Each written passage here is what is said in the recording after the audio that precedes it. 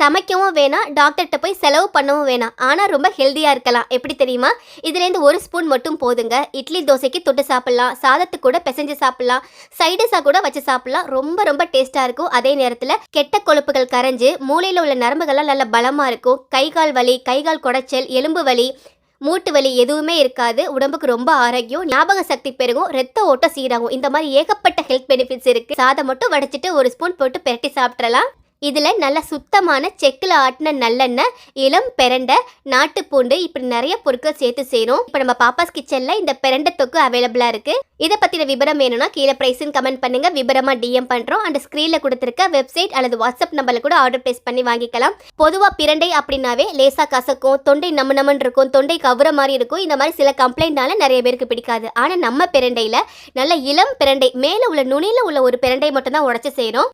So பக்குவமாக பார்த்து செய்கிறதால taste வந்து வேற லெவலில் இருக்கும். ஒன்ஸ் ட்ரை பண்ணி பார்த்தீங்கன்னா விடவே மாட்டீங்க. தேவைப்பட்ட இப்போவே ஆர்டர் ப்ளேஸ் பண்ணிக்கோங்க. தேங்க்யூ.